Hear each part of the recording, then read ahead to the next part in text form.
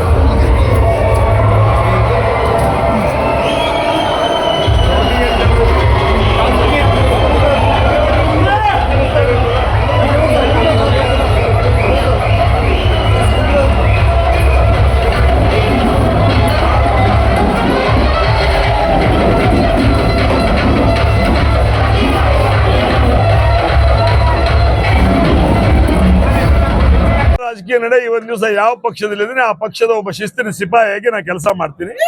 ಯಾವ ಆಶಯ ಆಕಾಂಕ್ಷೆ, ಯಾವ ಅಧಿಕಾರ ಆಶಯ ಆಕಾಂಕ್ಷೆ ನನಗೆ ಬೇಡ. ನನ್ನ ತಾಲೂಕಿನ ದೇವರು, ನನ್ನ ಜಿಲ್ಲೆಯ ನನ್ನ ರೈತ ದೇವರು, ವ್ಯವಹಾರಿ ಅಂದ್ರೆ ನನ್ನ ತಾಲೂಕಿನ ಎಲ್ಲ ಜನತಾ ದೇವರು, ನನ್ನ ಜಿಲ್ಲೆಯ ಎಲ್ಲ ಜನತಾ ದೇವರು, ನನ್ನ ಉತ್ತರ ಕರ್ನಾಟಕದ ಎಲ್ಲ ಜನತಾ ದೇವರು, ಅಖಂಡ ಕರ್ನಾಟಕದ ಎಲ್ಲ ಜನರು ಒಳ್ಳೆಯಾಗಿರ್ಬೇಕು, ಅವ್ರ ಸೇವೆ ಮಾಡಬೇಕು. ನನಗೆ ಅಧಿಕಾರ ಬೇಡ, ಎಲ್ಲರೂ ಸೇವೆಯನ್ನು ಮಾಡಬೇಕು. ಅವರ ಮನೆಯ ಮಗನಾಗಿ, ಅವರ ತಮ್ಮನಾಗಿ, ಅಣ್ಣನಾಗಿ ಸೇವೆ ಮಾಡುವ ಮುಖಾಂತರ ನನ್ನ ಮನೆ ಹೆಂಗೈತೋ ಹಂಗ ಅವ್ರ ಮನೆಗಳು ಇರ್ಬೇಕಂತ ಬಯಸೋಲಿ ನಾನು ಒಬ್ಬ. ಕ್ಷೇತ್ರಕ್ಕೆ ಸಹಿತ ನಾನು ನೀವು ಬಂದೇಕಿರ್ತೀನಿ ಅನ್ನುವಂತ ಒಂದು ಪಕ್ಷ ಸೂಚನೆ ಮಾಡಿದ್ರೆ ಹೋಗ್ಲೇಬೇಕು, ಹೋಗ್ತೀನಿ, ನಿಲ್ತೀನಿ, ನಿಲ್ಲಂದ್ರೆ ನಿಲ್ತೀನಿ, ಸೇವೆ ಮಾಡಿದ್ರೆ ಮಾಡ್ತೀನಿ. ಸರ್, ನಿಮ್ಮ ಸ್ವಪಕ್ಷದವರು ನಿಮಗೆ ಸಾಕಷ್ಟು ವಿರೋಧ ಮಾಡಿದ್ದಾರೆ ಸರ್, ಇದ್ರ ಬಗ್ಗೆ ಏನ್ ಹೇಳ್ತಾರೆ ಸರ್? ಸ್ವಾಭಾವಿಕ. ಇವತ್ತು ದಿವಸ ನೀವು ಬಹುಶಃ ಲಗ್ನ ಆಗೈತಿ, ನಿಮಗೆ ಹುಡುಗರು 1-2 ಅದಾವ. ಒಂದ್ ಸ್ವಲ್ಪ ದೊಡ್ಡ ಹುಡುಗ ಚಡ್ಡಿ ಹೆಂಗಿತ್ತರು ಮುಂದೆ, ಸಣ್ಣ ಹುಡುಗ ಚಡ್ಡಿ ಹೆಂಗಿತ್ತರು ಮುಂದೆ ಒಂದ್ ಸ್ವಲ್ಪ ಹಿಂದ ಮುಂದೆ ಆಗ್ತೈತಿ. ಅವಾಗ ಅದನ್ನ ಸಹನ್ ಮಾಡ್ಕೊಂಡು ಹೋಗುದು ಇವತ್ತು ದಿವಸ ನಮ್ಮ ಪಾಲಕರ ಕರ್ತವ್ಯ. ಜೊತೆಗೆ ಅಣ್ಣಗೆ ಚಲೋ ತಂದಾಗ ತಮ್ಮ ಸಿಟ್ಟು ಮಾಡ್ಕೋಬಾರ್ದು, ತಮ್ಗ ಚಲೋ ತಂದಾಗ ಅಣ್ಣ ಸಿಟ್ಟು ಮಾಡ್ಕೋಬಾರ್ದು. ಆ ನಿಟ್ಟಿನಲ್ಲಿ ಪಕ್ಷ ಒಮ್ಮೊಮ್ಮೆ ಕೊಡ್ತದ, ಒಮ್ಮೊಮ್ಮೆ ಇಲ್ಲ ಅಂತದ. ಯಾವುದಕ್ಕೂ ಪಕ್ಷ ತಂದೆ ತಾಯಿ ಸ್ಥಾನದಾಗ ಇರ್ತದ. ಆ ತಂದೆ ತಾಯಿ ಸ್ಥಾನದಲ್ಲಿ ಇರ್ತಕ್ಕಂಥ ಪಕ್ಷಕ್ಕೆ ಚಿರಋಣಿಯಾಗಿ ನಾನು ನಡ್ಕೋತೀನಿ. ಒಬ್ಬ ಶಿಸ್ತಬದ್ಧ ಕಾರ್ಯಕರ್ತರಾಗಿ ಪಕ್ಷದ ವರಿಷ್ಠರ ಮಾರ್ಗದರ್ಶನದಲ್ಲಿ ನಾನು ಕೆಲಸ ಮಾಡ್ತೀನಿ. ಸರ್, ನಿಮ್ಮ ರಾಜಕೀಯ ಸೇವೆ ಹುಕ್ಕೇರಿ ಮತ್ತು ಕ್ಷೇತ್ರಕ್ಕೆ ಮಾತ್ರ ಸೀಮಿತ ಆಗಿರುತ್ತೋ ಅಥವಾ ಬೇರೆ ಕಡೆನೂ ಇರ್ತದೆ ಸರ್? ಬರುವಂತ ದಿನಮಾನಗಳಲ್ಲಿ ಈ ನನ್ನ ಜಿಲ್ಲೆಗೆ ಸಂಪೂರ್ಣವಾಗಿ, ನನ್ನ ಜಿಲ್ಲೆ ಮತ್ತು ಉತ್ತರ ಕರ್ನಾಟಕಕ್ಕೆ ನನ್ನ ಸೇವೆಯನ್ನು ಕೊಡುವಂತ ವಿಚಾರ ಮಾಡ್ತಾ ಇದ್ದೀನಿ. ಯಾವುದಕ್ಕೂ ಹಿರಿಯರ ಮಾರ್ಗದರ್ಶನ ತಗೊಂಡು ನಾನು ನಿರ್ಣಯ ಮಾಡ್ತೀನಿ.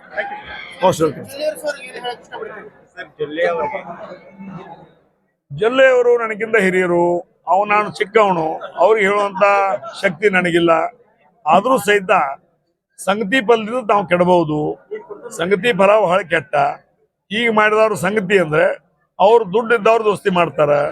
ಅದಕ್ಕೆ ದುಡ್ಡಿದ್ದಾಗ ದೋಸ್ತಿ ಮಾಡಿದಾಗ ಇವತ್ತು ನೀವು ಆ ತೊಂದರೆಗೆ ಬರಬಹುದು. ಮತ್ತೆ ನಿಮ್ಮ ಬೀರೇಶ್ವರ ಬ್ಯಾಂಕ್ನಲ್ಲಿ ಇದ್ದಂತ ದುಡ್ಡು ಸಾರ್ವಜನಿಕರ ದುಡ್ಡು ಅಂತ ನಾನು ಭಾವಿಸ್ತೀನಿ. ಅದಕ್ಕೆ ಈಗ ಮುಂಚಿತವಾಗಿ ತಾವಾಗಿ ಎಚ್ಚೆತ್ತುಕೊಳ್ಳೋದ್ರ ಮುಖಾಂತರ ಒಳ್ಳೆಯ ಸಂಘದ ಜೊತೆಗೆ ತಾವು ಗೆಳೆತನ ಮಾಡೋದ್ರ ಮುಖಾಂತರ ನಿಮ್ಮ ಸಂಸ್ಥೆಯನ್ನು ಬೆಳೆಸ್ರಿ, ಬ್ಯಾಂಕನ್ನು ಬೆಳೆಸ್ರಿ, ತಮ್ಮ ಕ್ಷೇತ್ರದಲ್ಲಿ ತಮ್ಮ ಹೆಸರನ್ನು ಬೆಳೆಸಿಕೊಡ್ರು ಅಂತ ಮನವಿಯನ್ನು ಮಾಡ್ತೀವಿ. ಸೊ ಡಿಸಿಸಿ ಬ್ಯಾಂಕ್ ಇಲೆಕ್ಷನ್ ಬಗ್ಗೆ ಏನ್ ಹೇಳ್ತೀರಾ? ಡಿಸಿಸಿ ಬ್ಯಾಂಕ್ ಎಲೆಕ್ಷನ್ ಈಗಾಗಲೇ ಅಕ್ಟೋಬರ್ 19 ತಾರೀಕು ಇದೆ.